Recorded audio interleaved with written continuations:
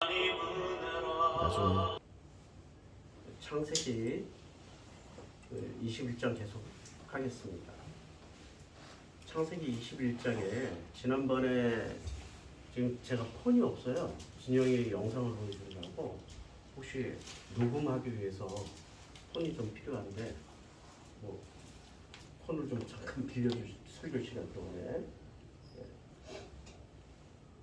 녹음해서 녹음 기능 켜가지고 갖다 주세요. 왜냐하면 이게 또 녹음을 해놔야 재미나이한테 여러 가지 설교 요약을 시킬 수 있더라고요. 예. 아유 감사합니다. 예, 감사합니다. 녹음 되는 거죠. 그래서 창세기 21장 이제 둘이 쫓겨납니다. 이제 복수하는 거예요. 아브라함이 아침 일찍 일어나서 그러니까 아브라함 마음이 어떻겠습니까? 애비된 자기 첫째 아들이 사라에게는 이스마엘이 방해물일지 몰라도 아브라함에게는 첫째 아들이에요. 첫째 아들에게 매정하리 많지 아주 뭐 바리바리 챙겨주는 게 부모의 마음인데 너무 매정하게 떡과 물 한 가죽 부대. 떡 이거 먹고 살으란 얘기예요, 죽으란 얘기예요. 매정하게 그냥 떡과 물 한 가죽 부대를 가져다가 하갈의 어깨에 메어줬어요. 아들이 이때 14살쯤 됐잖아요. 그럼 우리나라로 치면 뭐 중학교 1학년, 2학년 나이 됐죠. 그런데 이걸 아들 어깨에 안 메어주고 하갈의 어깨. 하갈은 어려서부터 여종으로서 단련이 됐잖아요. 근데 사실은 뭐 서양 애들이니까 지금 중동 쪽 그쪽 지역 아이들이니까 14살이면은 거의 뭐 힘이 세죠. 근데 아들한테 이걸 안 주고 하갈 어깨에다 메었다. 이때 이 아버지 마음이 어떻게 읽혀질까요? 우리는 어떻게 읽을 수 있을까요? 아들을 소중히 여겨요? 지금 하갈을 소중히 여겨요? 아들을 소중히 여기는 거지. 이게 지금 아브라함의 마음 상태야. 우리는 살면서 나도 우리 아버지 원망 많이 했어요. 물론 이제 몇 년 전에 저도 복음 전하는 자로서 하나님의 은혜를 입게 됐고 그 은혜로 말미암아서 거의 뭐 나이 50쯤 되었을 때 비로소 아버지랑 화해를 했어요. 물론 돌아가셨으니까 뭐 직접적으로 대면 화해는 불가능했지만 내 마음 안에서 내가 아버지를 용서하게 되었고 또 내 마음 안에서 아버지가 나를 용서해주는 그런 사건을 제가 체험을 했어요. 굉장히 중요한 사건이에요. 제가 이제까지 아버지를 좋은 사람으로 기억하고 있었던 게 아니라 우리 가족에게 모든 불행을 안겨다 준 무슨 마치 범죄자처럼 기억을 하고 있었어요. 근데 나이 50쯤 돼서 어렸을 때부터 봤던 그 아버지의 모든 기억들을 소환하면서 하나씩 되짚어 보니까 그 아버지 사랑을 알겠더라고요. 그걸 내가 읽어내지 못한 거야. 내가 너무 어려서 어린 시절부터 현실적인 고통에만 반응을 했을 뿐이지 그 고통이 일어나는 현장을 바라보고 있는 아버지의 그 고통을 몰랐던 거야. 아버지는 그런 존재더라고. 가장은 지금 현실적으로 어떤 어려움이 생겨요. 없는 가정이 없어. 모든 가정은 우여곡절. 그러니까 살아가다 보면 이 삶이 사실은 은혜가 아니라 지옥인 것 같아요. 근데 은혜가 있기 때문에 이 지옥이 뭐로 바뀌는 거예요? 순간순간 잠깐이라도 천국으로 바뀔 수 있는 거죠. 은혜가 없으면 매 순간 지옥입니다. 매 순간 고통이고 그냥 원망만 나와. 욥처럼 태어난 나를 저주하고 왜 나를 이 땅에 태어나게 하셨냐고 악을 쓸 수밖에 없어요. 그게 인간의 삶의 운명이에요. 그렇게 의로운 욥이라도 고난 속에 들어가니까 자기를 태어나게 하신 하나님을 원망하고 있더라는 거야. 그게 인간의 본질이에요. 인간은요, 타인의 행복, 타인의 기쁨, 다른 사람의 행복에 부러워할 뿐이지 자기 행복을 감사할 줄 모르는 거예요. 멀리서 보면 다 행복이고 가까이서 보면 다 비극이야. 그런데 다른 사람들의 삶은 다 멀리서 보잖아. 그러니까 모든 사람들의 삶은 다 행복해 보이고 자기의 삶은 너무 비참해 보여. 특히 이 텔레비전 유튜버, 이제 유튜브까지 넷플릭스까지 안방까지 치고 들어온 이 영화관이 뭐를 보여줍니까? 불행을 보여줘요? 행복을 보여줘요? 대개 드라마는 행복한 모습만 보여주잖아. 부자들이 화려한 펜트하우스에서 화려한 옷을 입고 화려한 사람들을 만나서 화려한 차를 타고 그 화려함이 행복이라는 것, 행복의 전부인 것처럼 보여주고 있잖아요. 가끔 가다가 우리들의 블루스라든지 가끔 가다가 폭삭소가수다 이런 드라마가 나와서 같이 울고 같이 웃고 같이 공감하고 아 저런 게 인생이구나. 아 인생이 저런 거구나. 나만 그렇게 사는 게 아니었구나. 저렇게 잘생긴 이병헌이도 골라 1,000원 1,000원 이러고 팔고 있고 우리들의 블루스에서 저렇게 못생겼다고 하긴 죄송해요. 우리 평균치 탤런트로서 이 영화배우로서 이정은 씨가 그렇게 자기 삶은 당차게 살아가는 그 모습, 저렇게 잘생긴 차승원이 그 이정은이의 돈을 어떻게 훑어먹을까? 그런데 그의 삶은 화려해. 은행원으로서 화려해. 멀리서 보면 다 화려하고 멋지고 아름다워 보이는데 가까이서 보면 다 우리들의 블루스야 그냥. 폭삭소가수다는 그렇잖아요. 아 나 그거 다시 보려면 못 볼 것 같아. 처음은 모르고 보면서 막 같이 울면서 봤는데 두 번째는 생각만 해도 막 눈물이 날 것 같아. 아브라함이 물 한 가죽 부대를 가져다가 아들의 어깨에 매지 아니하고 하갈의 어깨에 메어줄 때 그 마음, 집안이 지금 평안한 상태였습니까? 아니면 사라로 인해서 완전히 뒤집어진 상태였습니까? 완전히 뒤집어졌잖아요. 사라로 인해서. 사라가 선택하라고 얘기했잖아. 사라가 뭐라고 얘기를 했냐면은 사라가 아브라함에게 말을 했어요. 이 여종과 그 아들을 내쫓으라. 이 종의 아들은 내 아들 이삭과 함께 기업을 얻지 못하리라. 단호하게 명령이 떨어졌잖아요. 단호하게. 지금 아브라함은 누군가를 선택해야 돼. 이스마엘을 선택하면 사라와 이삭을 잃고, 그 다음에 사라를 선택하면은 이스마엘과 하갈을 잃는 거야.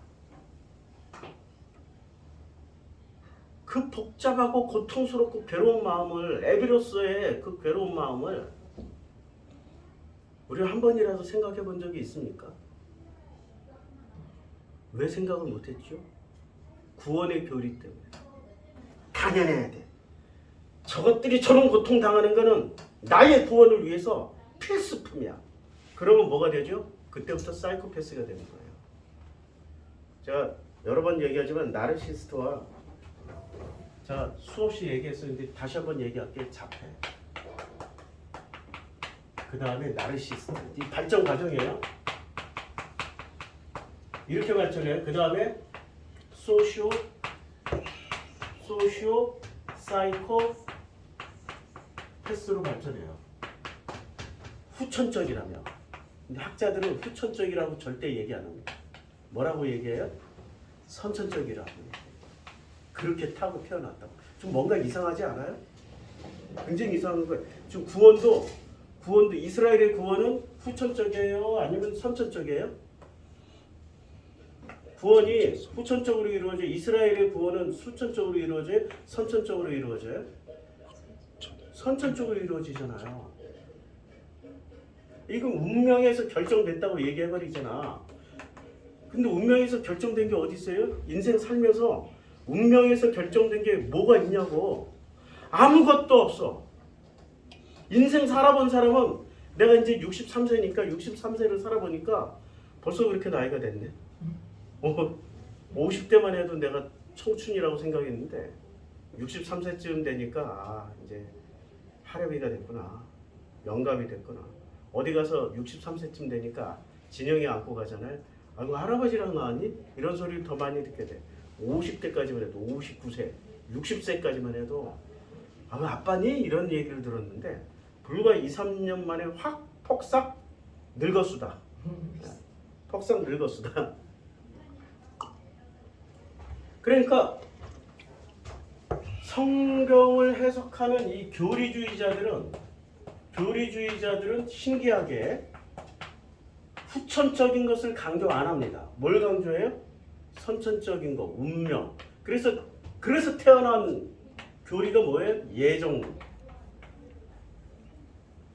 아니 서구가 예정론을 채택할 철학 구조를 가졌어요? 아니면 이게 예정론을 파괴해야 할 철학 구조를 가진 집단이에요? 원래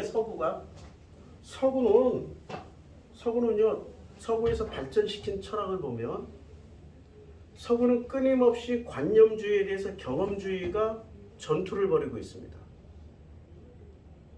그리고 경험론이 바탕이 된 지금 서구의 문명이 지금 주류예요. 그 중에 대표적인 게 진화론이에요. 진화론은 운명이에요? 후천이에요? 그렇게 타고 태어났어요? 살다 보니 그렇게 바뀐 거예요? 서구의 과학은 전부 다 후천적인 거라고. 근데 종교, 특히 서구에서 발전시킨 종교는 선천성이 강해요? 후천성이 강해요? 전부 선천적이잖아. 이스라엘의 구원은 결정됐고 기독교인의 구원도 예수 믿는 것도 다 예정되어 있다. 운명이다. 그거 보면서 저는 이것들이 사기꾼이었구나. 과학은 사실을 얘기를 해주지만 나머지 우리의 머릿속을 지배하기 위해서 사기로 만들어 놨구나. 사기 그릇. 깨지기 쉬워요. 그거 깨는데 우리는 깨기 쉬운데 저도 깨기 쉽지 않았어요. 50년 걸렸으니까. 그런데 보통 기독교인들이 그거 깰 수 있겠습니까? 종이 한 장 뒤집는 것처럼 불가능한 일이 되어버린 거예요. 구원론의 관점에서 보니까 아브라함이 이 디테일한 가장으로서의 고뇌와 번민을 이해를 하지 못하는 거예요. 자, 이거 설명해 드릴게요. 우리는 전부 다 태어날 때 인간으로 태어나요. 인간으로 태어나지만 이 인간은 반드시 품고 있어야 될 어떤 속성이 있습니다. 어떤 속성을? 인간 형상. 인간이 형상을 가졌잖아. 그러니까 우리말에 있잖아요. 사람이 되거라, 사람다워지거라. 이 말은 좋은 사람들이라는 얘기예요? 나쁜 사람들이라는 얘기예요? 좋은 사람. 창세기 5장 2절도 뭐라고 얘기하냐면 비로소 사람이 됐어요. 읽어드릴게요. 창세기 5장 2절. 성경을 꺼내야 됩니다. 창세기 5장으로 넘어가니까 자, 남자와 여자를 창조하셨다. 그들이 창조되던 날에 하나님이 그들에게 복을 주시고 그들의 이름을 사람이라 일컬으셨다. 뭐라고 그랬어요? 사람이라고 했잖아요. 사람. 그럼 사람의 형상을 뭐라고 그래요? 이 형상을 아담은 130세에 곧 자기의 모양, 누구의 형상이에요? 하나님의 형상이에요? 아담의 형상이에요? 근데 아담은 사람이 있잖아. 그러니까 사람의 형상. 여기서 자기의 모양, 곧 자기의 형상과 같은 아들을 낳았어. 그러면 이 아들의 이름을 셋이라고 했을 때 이 셋은 하나님의 형상이란 얘기예요? 사람의 형상이란 얘기예요? 사람의 형상이죠. 그럼 사람의 형상 이꼴 뭐가 돼요? 하나님의 형상이 되는 거예요. 그러니까 비로소 사람이 되면 뭐가 돼요? 하나님의 형상이 되는 거예요. 그러면 그럼 하나님은 이 세상을 어떤 프로그램으로 돌려?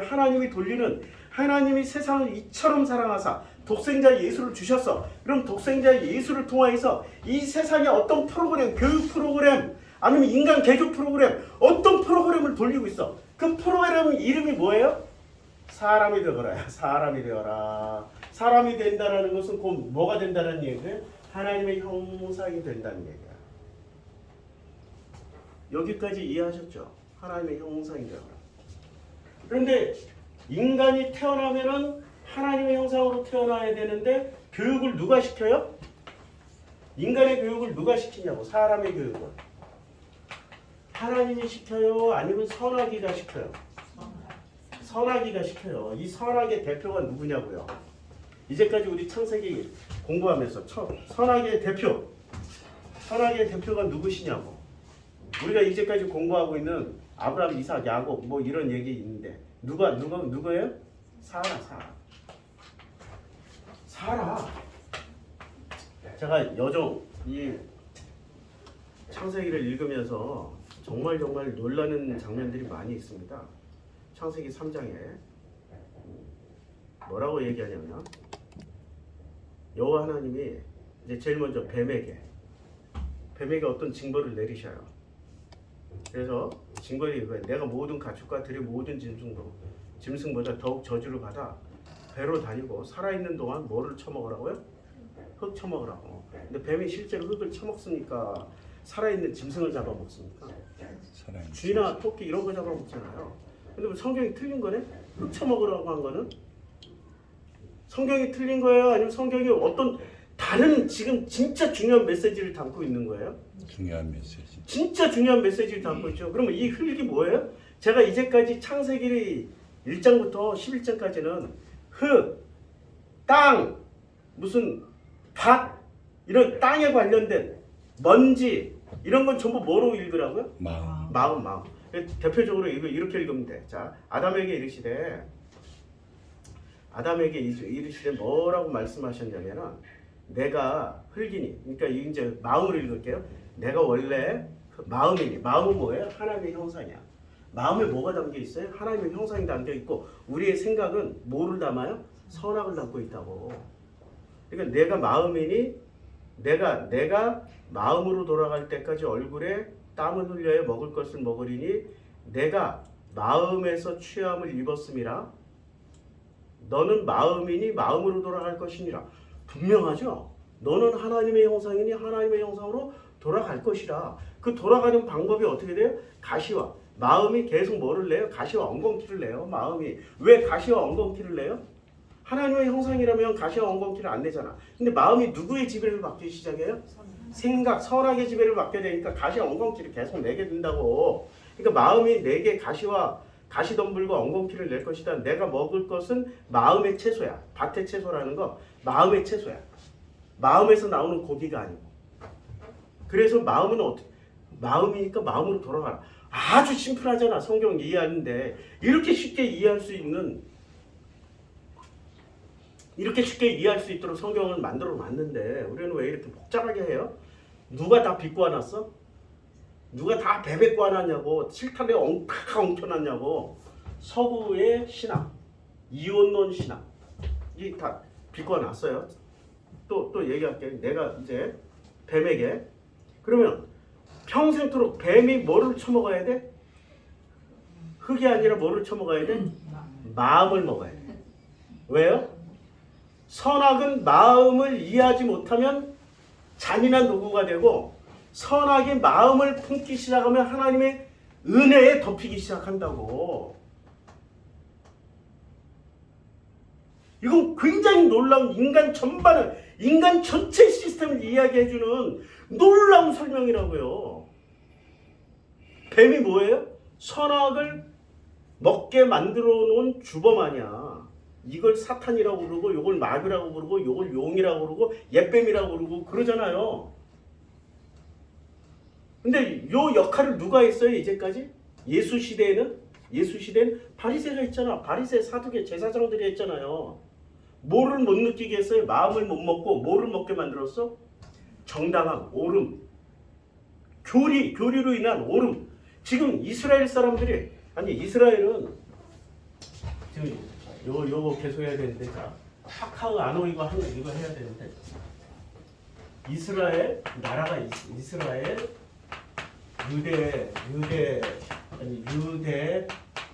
유대 국가, 그 다음에 또 히브리, 이 세 가지 족속은 다 같은 족속이 다 다른 족속이에요? 다 다른 족속이에요. 히브리는 누구예요? 외노자. 아니 히브리는 외노자. 지금 출애굽기 1장 2장에 나타나는 외노자거나 이스라엘의 12지파 중에서도 떨거지들, 기득권을 가지지 못한 자들, 기득권을 가진 자들은 뭐로 살았어요? 유대인으로 살았어. 근데 유대인이지만 신분은 뭐로 살아요? 애굽의 기득권자로 살았어.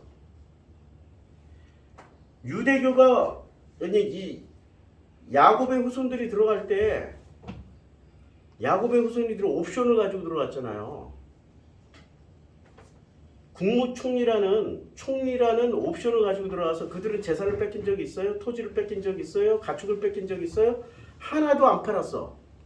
누가 다 팔았어? 그 땅에 살고 있는 애굽의 평민들, 백성들이 다 팔았어. 다 팔았어. 누구만 안 팔았어요? 애굽의 제사장들과 그 다음에 이스라엘의 후손들만 안 팔았어. 토지와 노예와 가축을 다 가지고 있었어. 그때부터 자, 부가 1조를 가진 놈하고 이제 겨우 100만 원 가진 인간하고 둘이 인생 게임을 벌여. 누가 빨리 성공하나. 1조 가진 놈이 성공 더 빨리 하겠어요? 100만 원 가진 놈이 더 빨리 하겠어요? 게임이 안 되겠죠. 그런 게임을 벌인 거예요 지금. 그러니까 이스라엘 사람들은 어떤 상태예요? 애굽 사람들에게 초고속 승진 대상이 된 거야. 모든 권력과 그 파워 엘리트층을 다 차지하게 된 거죠. 그게 400년 만에. 근데 거기서 나오라니 나올 수 있겠어요? 못 나오죠. 거기서 누가 나왔어? 히브리들이 나온 거야. 히브리들이 나왔지. 기득권이 왜 나와? 미쳤어? 이 기득권을? 신앙이 뭐가 중요한데? 그가 뭐가 중요한데? 무엇이 중요한데? 기득권이 중요해요? 여호와가 중요해요?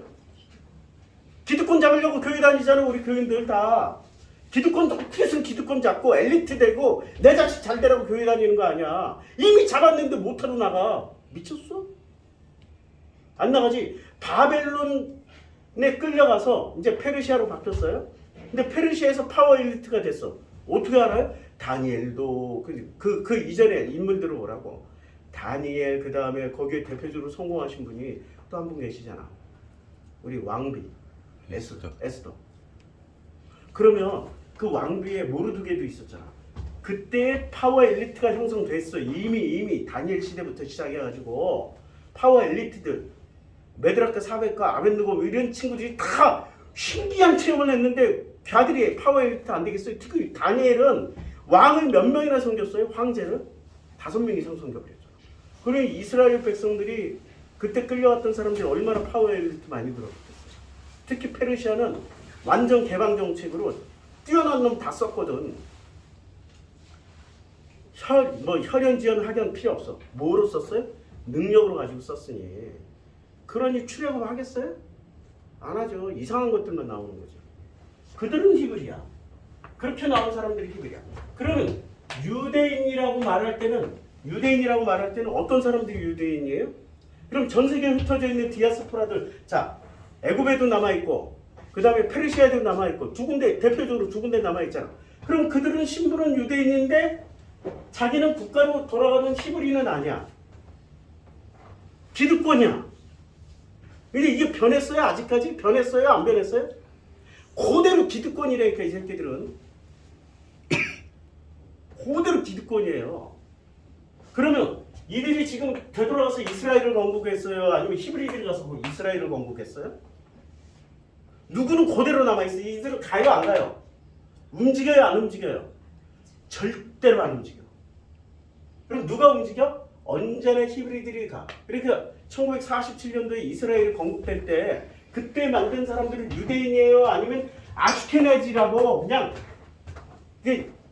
기독교인으로서 개신교인으로서 뭐 살기 너무 힘들고 이슬람으로서 살기 너무 힘들게 이것들이 그냥 그 자리에서 나 유대교인 할 때 다 받아준 거야. 그래서 이스라엘에 불과 1000만 명도 안 되는 이스라엘 안에 신정통파, 초정통파, 무슨 정통파 별의별 잡족들이 다 모여서 살고 있어. 이것들은 이스라엘이야. 이 사람들은 어떤 단일한 이데올로기를 가지고 있어요. 그 단일한 이데올로기가 뭐라고요? 시오니즘이라고 해요. 그럼 이 시오니즘이라는 게 성경에서 말씀하고 있는 너 인간이 되거라, 사람이 되어라, 하나님의 형상이 되어라 라는 교리예요? 아니면은 우리는 선택받은 민족이니까 나머지 다 죽여도 돼. 이런 교리예요? 그러면 이것들이 가지고 있는 시오니즘은 성경에서 나오는 진짜 하나님의 형상 사람이 되거라라는 그런 진리의 말씀입니까? 아니면은 이데올로기에 불과한 개소리입니까? 이데올로기에 불과한 개소리예요. 그렇게 사람 마음껏 죽이는 거야. 이것들은 요만큼의 죄책감도 없어. 자, 우리는 태어날 때 선악자표로 태어났는데 나르시스트가 돼. 하나님께 영광 돌리고 하나님의 기쁨이 되고 하나님의 행복을 하려다 보니까 어떻게 해야 돼? 자기 능력은 안 되는데 자꾸 그냥 능력 돌리고 뭔가 영광 돌리고 하나님의 기쁨이 돼야 뭐를 준다고 믿어? 축복받고 축복받을 거라고 믿으니까 없는 돈 끌어다가 헌금하고 없는 거 끌어다가 막 빚을 져서라도 엄청 하나님께 잘 보이려고 노력을 해. 우리 교회도 좀 한번 해보지. 그런 사람은 왔으면 좋겠대. 사람이 좀 그렇게. 근데 그런 사람은 신기하게 안 와요. 어디를 가요? 나르시스트, 소시오패스, 사이코패스 있는 그 당회장 있는 교회로 가. 우리같이 이렇게 직면하는 교회로는 절대로 안 와. 왜? 가면이 벗겨지니까. 그러니까 나르시스트들이 바글바글 만들어지거나 모여있는 곳이 어디예요? 교회야.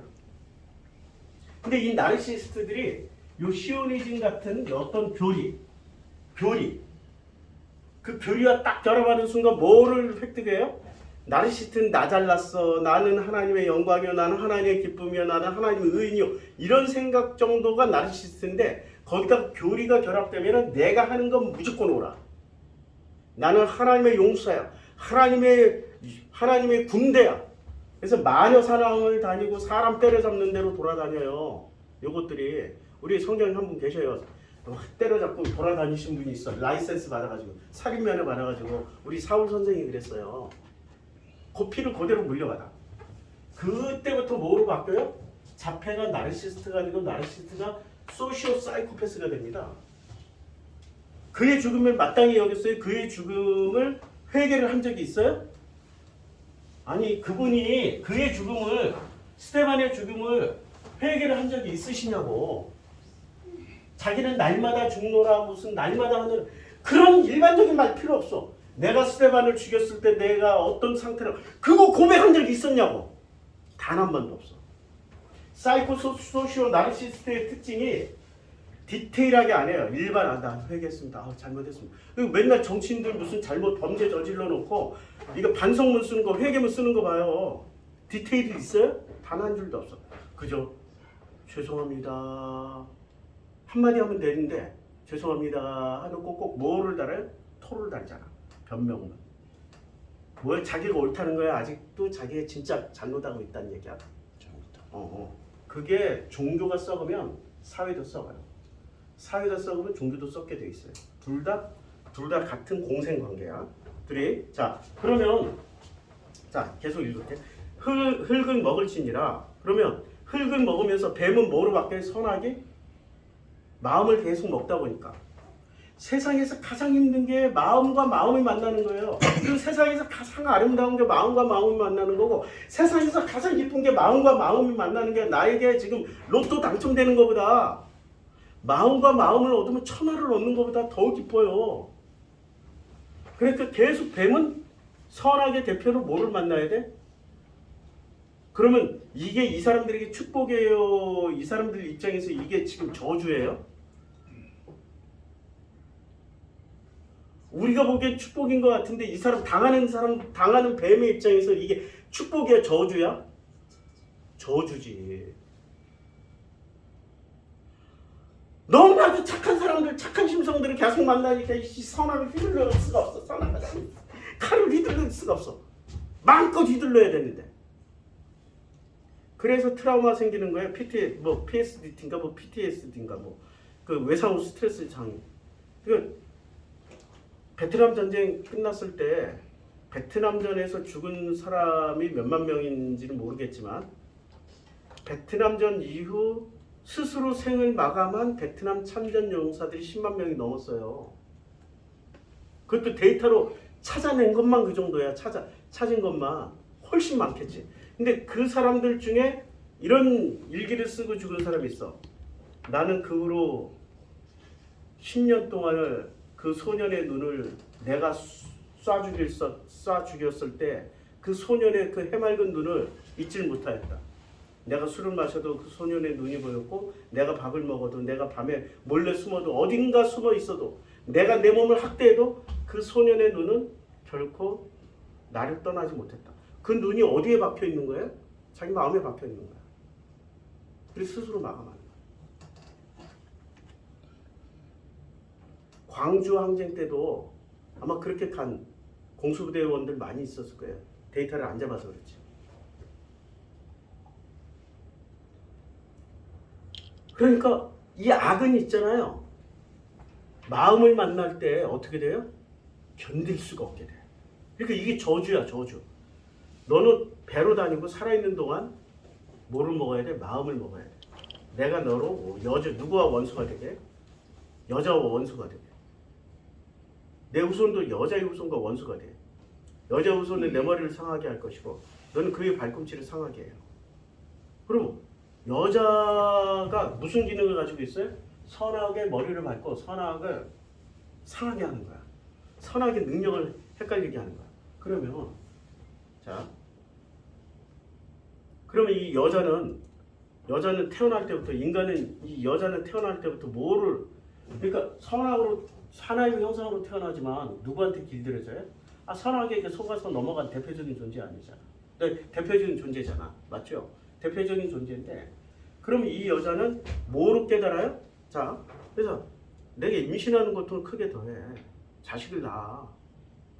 그러니까 하와를 보라고. 하와가 제일 먼저 누구를 낳았어요? 자식을 낳았잖아. 자식 1, 2를 낳았잖아. 1은 가인. 2는 누구야? 아벨. 가인과 아벨을 낳았어. 그런데 가인과 아벨 사건을 통하여서 어떻게 해? 창세기 5장에서 비로소 뭐가 돼요? 사람이 된 거야. 여자는 자식을 통해서 뭐가 돼요? 사람이 되는 거예요. 여자는 자식을 낳고 자식을 키우면서 사람이 된다고 성경이 이렇게 만들어놨어. 그럼 자식을 낳고 자식을 키우면서 뭐를 만나게 되는 거예요? 마음을 만나는 거야. 누구한테 뺏겼던 마음? 뱀에게 뺏겼던 마음을 만나게 되는 거야. 그래서 여자는 어떤 기능을 해요? 여자는 어떤 기능을 하냐면은 뱀과 싸우는 존재가 돼요. 뱀은 여자와 원수가 되게 하고, 그리고 뱀의 후손도 여자의 후손과 원수가 돼요. 그리고 여자의 후손은 내 머리를 상하게. 그러니까 이 여자 후손의 완성본이 누구예요? 하와를 시작한 이 여자 후손의 완성본. 진짜 여자의 후손으로만 태어나신 인류의 유일하신 한 분 계시잖아. 남자의 후손이 아니고 오직 여자의 후손으로 태어나신 한 분 계시잖아. 인류의 단 한 분. 누구야? 예수님. 예수잖아, 그분이. 이걸 완성시킨 분이 예수예요. 그래서 예수는 진짜로 아버지가 요셉이었어도 성경을 쓰는 사람들이 어떻게 써야 됐어요? 완성시키기 위해서 예수는 여자의 후손으로 만들어 놓은 거예요.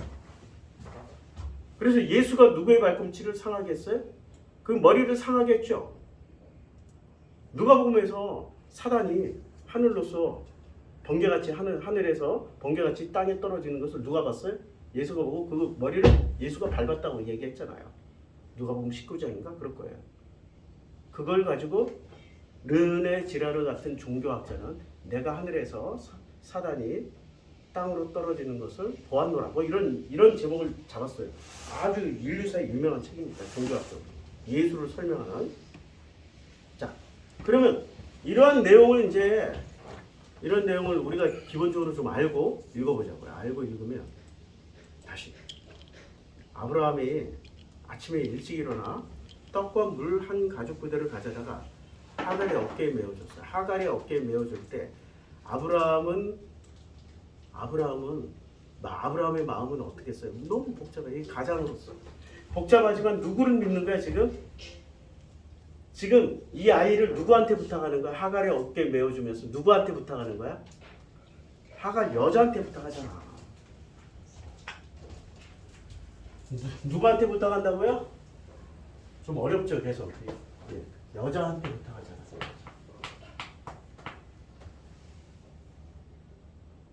그러면 이 여자가 둘이 나와. 누가 나와요? 아브라함의 여자 둘. 하나는 사라, 하나는 하갈. 누가 첫째야? 사라가 첫째고 하갈이 둘째야. 하와라는 여자가 있어. 첫째가 누구야? 아들이? 가인이고 둘째가 아벨이야. 성경에서 첫째는 언제나 어떻게 표시를 해요? 첫째는 좀 문제가 있고 둘째는 예수와 같은 포지션이야. 그러면 성경에서 바울 선생은 왜 사라를 높이 샀을까요?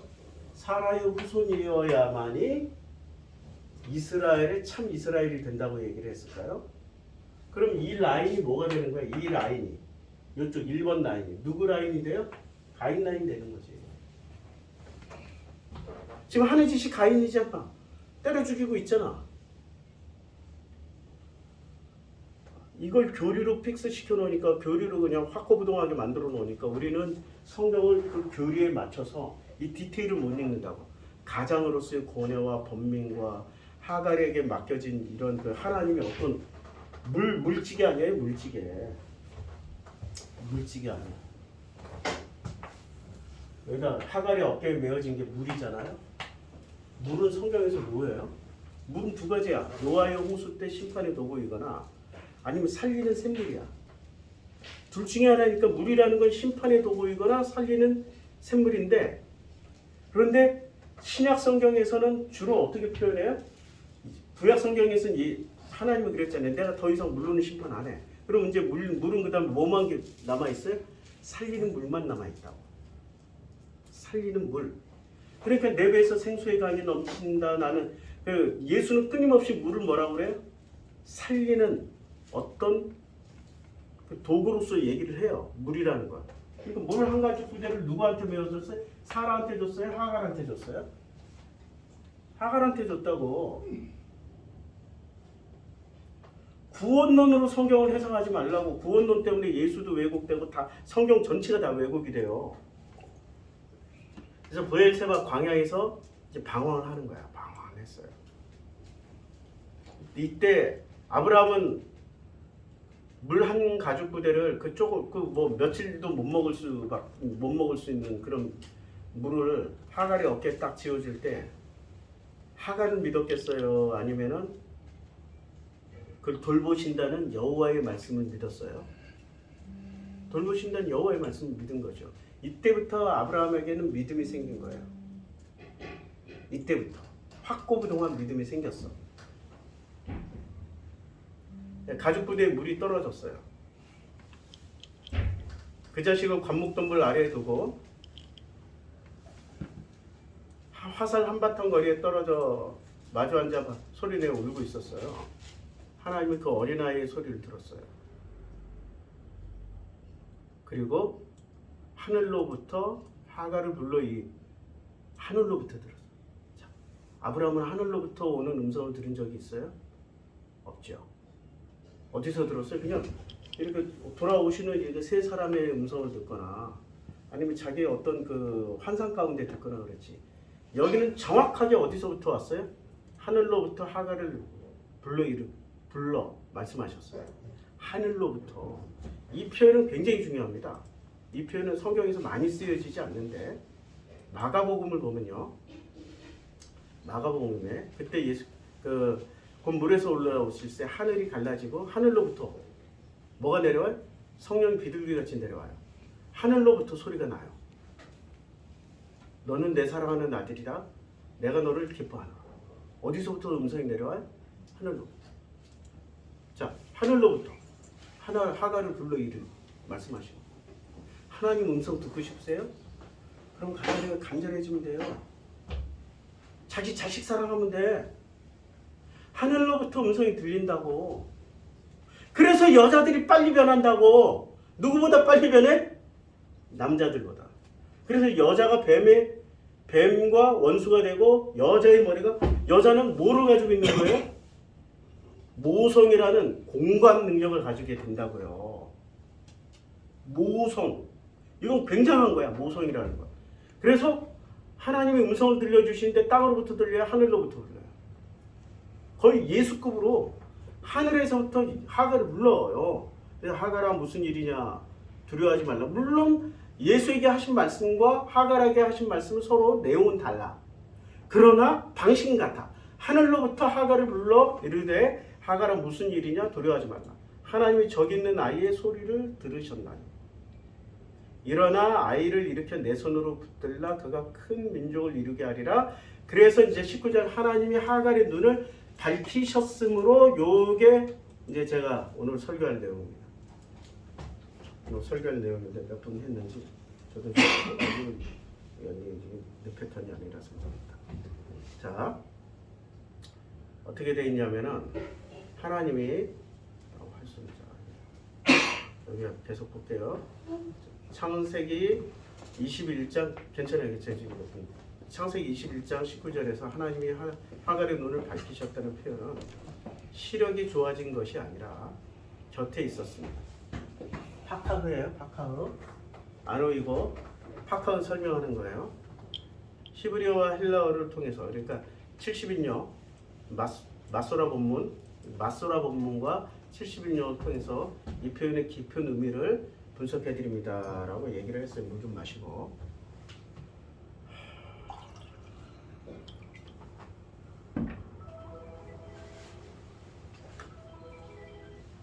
히브리어 본문은 다음과 같이 기록을 해요. 그러니까 와이프카 에호바 트레테네 이렇게 동사 파카흐가 여기서 써야죠. 파카흐. 근데 파카흐는 눈을 뜨다 열다라는 뜻인데 이 단어는 단순히 감았던 눈을 뜨는 동작을 넘어서 제가 이제 크게 할게요.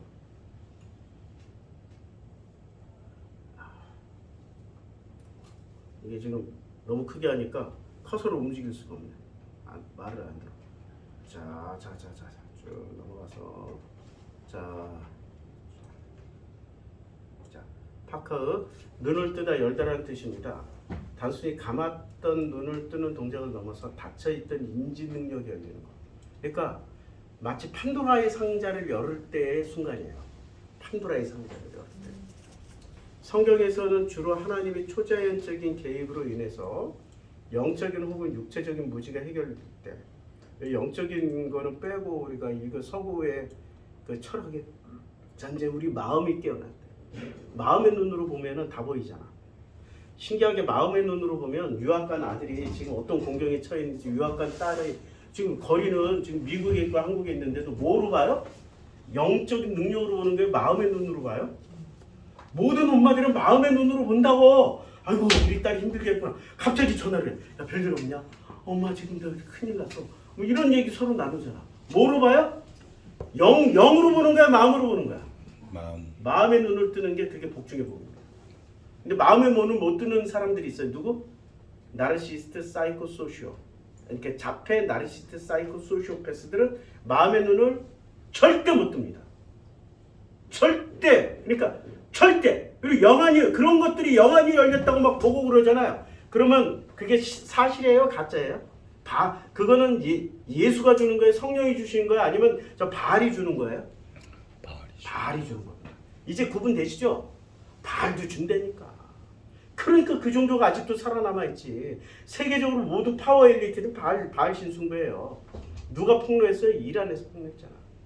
저 기독교라 이름은 기독교인데 속아지는 뭐를 믿고 있어요? 바알 숭배하고 있다니까. 인신공양 드리고 제사 드리고 그러잖아요. 그 새끼들은. 그러니까 어린 소녀들 입에 담기 그래. 앱스타인 파일 보세요. 바알 숭배자들이지. 자, 영적 혹은 육체적 무지가 해결될 때 사용됩니다. 뉘앙스 하갈의 눈앞에 샘물은 이미 존재하고 있었으나 절망과 슬픔에 가로막혀 보지 못하던 상태였습니다. 하나님께서 하갈의 애인을 직접 개방하게 파카하심으로써 실제하는 구원을 보게 하셨. 아니 옆에 있었지. 갑자기 나타난 게 아니잖아. 뭐 때문에 못 봤어요? 마음이 너무 무겁고 힘들고 어려우니까 자기가 물가에 옆에 있으면서도 물 달라고 기도하고 있었던 거야. 산에 가서 기도하고 산 기도하고 금식 기도하는 사람들 그만하세요. 그냥 답은 어디에 있어? 내 옆에 있어. 바로 마음의 눈만 뜨면 답을 다 찾는다고.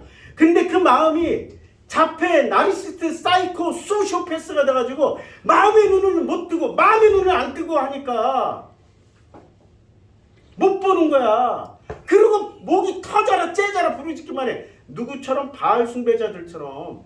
바알 숭배 몇 명이에요? 500인인가요? 몇 명이에요 그것도?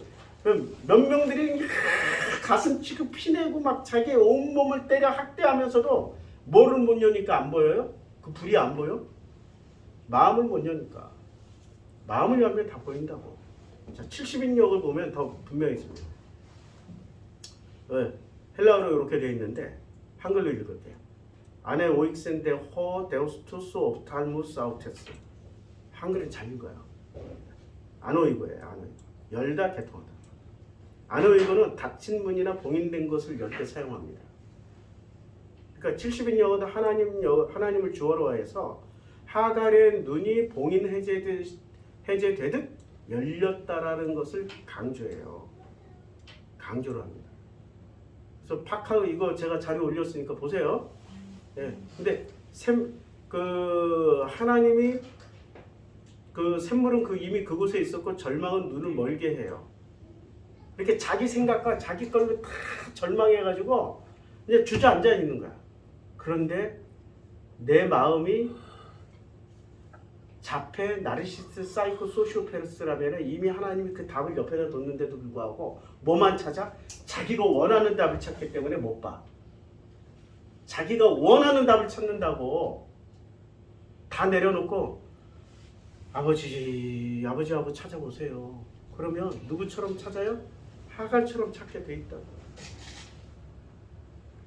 하갈처럼. 자, 하나님이 하갈의 눈을 밝히셨다는 게 이제 보이시죠? 이 장면에 얼마나 많은 사건이 있었는지.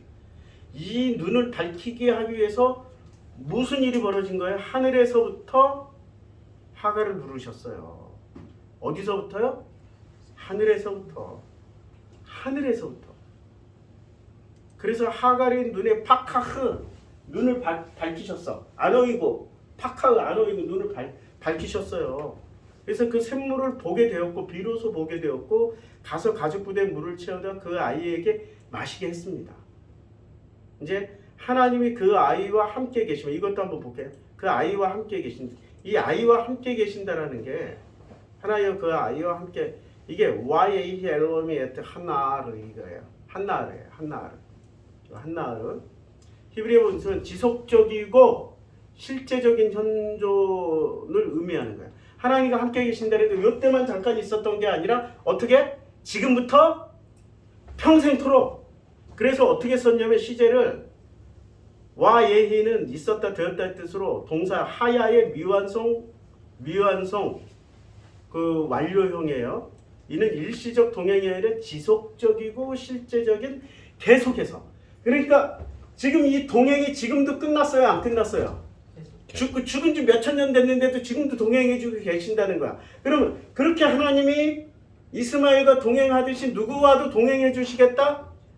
이스마엘의 후손들을 하고도 동행해 주시겠다. 이런 뜻을 내포하고 있다고. 놀라운 거예요. 지금 성경을 읽으면 읽을수록 이게 운명론이거나 이게 이미 모든 게 결정됐거나 예정돼 있거나 만들어진 게 아니라고. 성경은 선천적인 게 아니고 후천적인 것으로 기록되어져 있어요. 후천적인 거. 자꾸 운명론, 예정론, 선천적인 걸로 이스라엘은 전부 다 그냥 하나님의 자식이야. 다 구원받아. 그런 거 없어. 그 새끼들이 제일 구원받기 힘들어. 기독교인들이 제일 구원받기 힘든 것처럼. 아우 내가 목소리 넘쳐. 그럼 너는 구원받았니? 난 구원에 대해서 확실해. 아니 다 구원받아. 전 지구인들은 다 구원받아. 누가 구원시키 책임져? 아버지가 책임진다니까. 그 아버지가 누군데? 그 아버지가 무슨 그 아버지를 폄하하지 말라고 이 사람들아.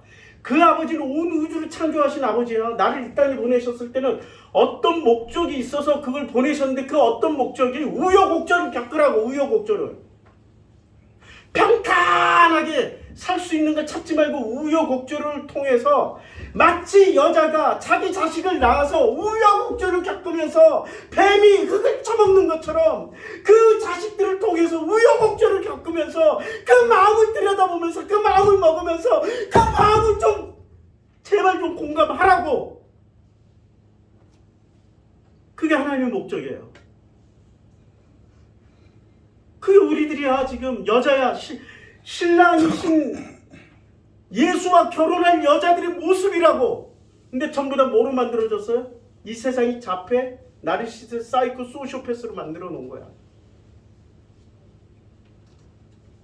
그게 지금 우리들의 현실 포지션이라고. 자녀는 축복이에요, 저주예요? 복 중에 복이에요. 내 마음을 들여다보는 거울이라고. 내 상태를 정확하게 반영해주는 거울이라고. 헬라어는 이렇게 분석합니다. 헬라어 이렇게 돼 있어요. 카이에nem 메타투 파이디오. 이게 투 메타라는 전치사를 통해서 여기 지금 한나하르 메타 전치사 메타 통해서 하나님이 아이의 삶에 밀착. 그러니까 완전 밀착해가지고 껌딱지처럼 붙어 있는 거야. 그냥 딱 붙어 있어. 본드야, 본드. 안 떨어져. 인간 아브라함은 아이를 죽으라고 내보냈지만 하나님이 그 공백을 자신의 임재로 채우셨습니다. 아니 재민아이가 목사보다 더 똑똑해. 하나님의 임재로 채우셨습니다. 광야라는 위험한 공간이 하나님의 계심으로 인해서 오히려 광야가 뭐로 바뀌었어요? 성장의 터전으로 바뀐 거예요. 이스라엘 백성들이 40년 광야에서 성장했듯이 히브리가 이스라엘로 성장했듯이 지금 이스마엘은 광야에서 성장하고 하갈도 그 광야에서 눈을 떴잖아. 마음의 눈을 떴잖아. 이게 참 놀라운 일이에요. 그가 장성하여 와이그달에 장성하여 그가 장성하여 성장하다 크다 강해지다 해서 유래했는데 단순히 키가 크는 것뿐만이 아니라 뭐가 영향력과 세력이 커짐을 뜻합니다. 그래서 이걸 다시 읽어볼게요. 하나님이 그 아이와 함께 계심에 메타 완전 밀착해서 그가 장성하여 그러니까 여기 써놨죠? 와인달 장성하여 장성했어요. 그러니까 장성할 때 단순히 키만 큰 게 아니라 뭐까지 다 성장했어요? 다윗이 25년 동안 만들어졌듯이 광야에서 다 만들어져 버린 거예요. 물이 있으니까 거기에 거주를 할 수 있잖아요. 샘이 있으니까 거기서부터 자기가 결혼하고 자녀를 낳고 거기를 근거지로 해서 12지파의 아버지가 된 거야. 놀라운 일이 벌어진 겁니다. 광야에서 활 쏘는 자가 되었더라. 이렇게 성경은 얘기하고 있습니다. 제가 설교 전에 저도 감정이 제 삶이 저는 이게 장점이자 단점이에요. 제 장점은 뭐라고요? 숨겨봐야 어차피 다 들통난다. 어려서부터 많이 체험했어. 감춰봐야 다 어디서든 새. 똥을 근보자기에 싼다고 해서 사람들은 처음에는 금인 줄 알지만 이게 똥 냄새가 안 나겠습니까? 안 새어나와요? 반드시 새어나와요. 똥은 안에서 썩고 있는데. 황금보자기에 싼다고 그게 황금이에요? 똥이지? 저는 똥이에요. 그냥 인간의 우여곡절을 살다 보니까 그게 내 모습이야. 그냥 내 모습이야. 이렇게 부족하고 이렇게 못났고 이렇게 흠많고 이렇게 결 많고. 그런데 내가 살아가게 되는 그 힘은 내가 잘나서가 아니라, 내가 똑똑해서가 아니라, 내가 위대해서가 아니라, 내가 진짜로 뭐 성경을 많이 알아서가 아니라 그저 하나님의 은혜 때문에 살아가는 거야. 하나님의 은혜가 없으면 아무것도 안 해. 먼지야. 그냥 흙에 불과해. 하나님의 은혜에 덮여있기 때문에 이 한순간 서 있기도 힘든 이 시간을 버텨내면서 설교를 할 수 있는 거고, 어제 그 아이를 데리고 버스 타고, 어제 또 어떤 일이 벌어진 줄 아세요? 아니 이게 이 시내버스, 이 시외버스 시스템이 얼마나 웃기냐면, 내가 온라인으로 끊었으면 그것만 보여주면 되잖아. 종표로 끌어오라는 거야, 삼내에서.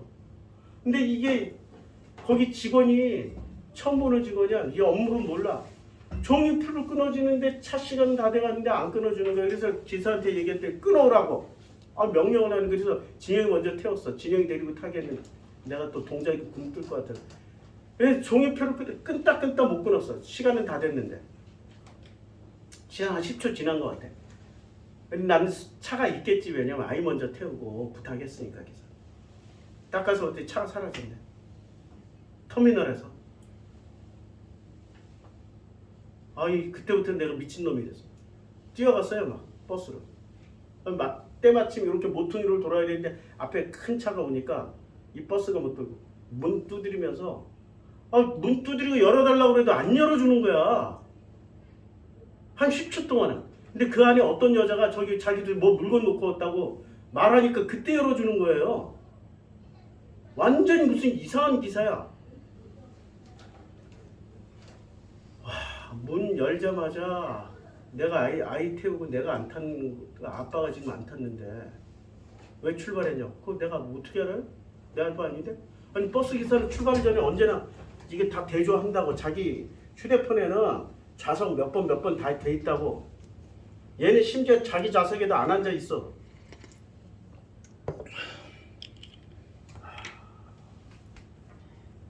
어제 진영이 혼자 서울 왔으면 어떤 일이 벌어졌을까요?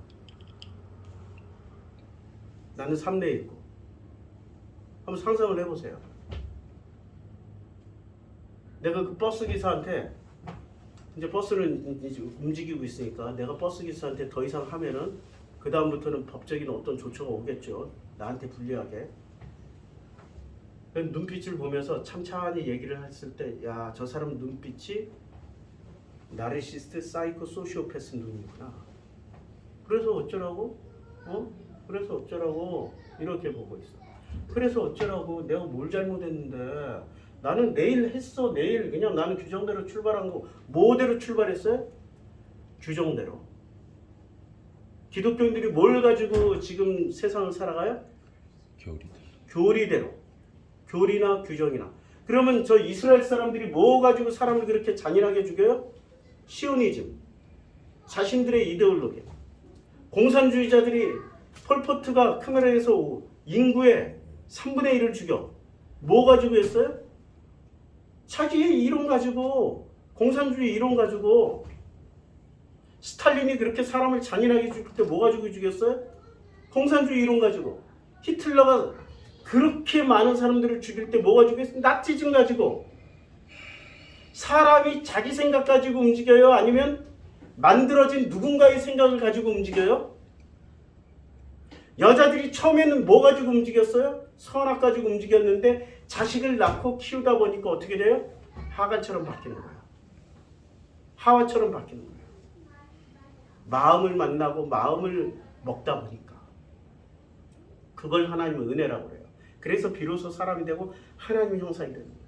우리는 우여곡절을 겪고 살 수밖에 없어. 나도 우여곡절이야. 매 순간이 어떻게 보면은 지옥이야. 살고 싶지 않을 때 너무 많아. 그렇게 살아왔었고.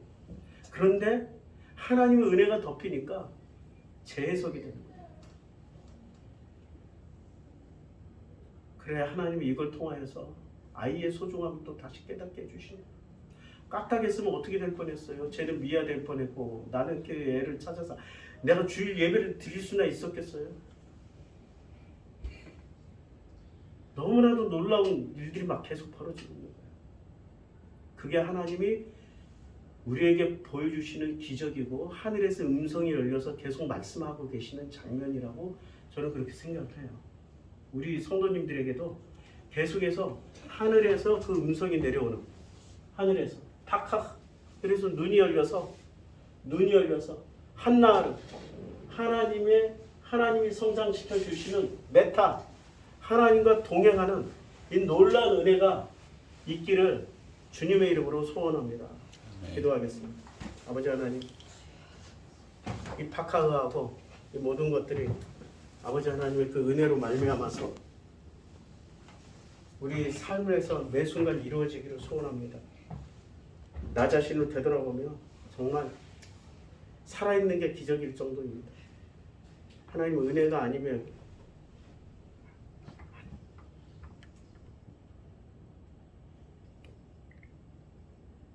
하나님의 은혜 없으면 한 걸음도 걸어갈 수 조차도 없습니다. 은혜 주신 아버지께 그저 감사드립니다.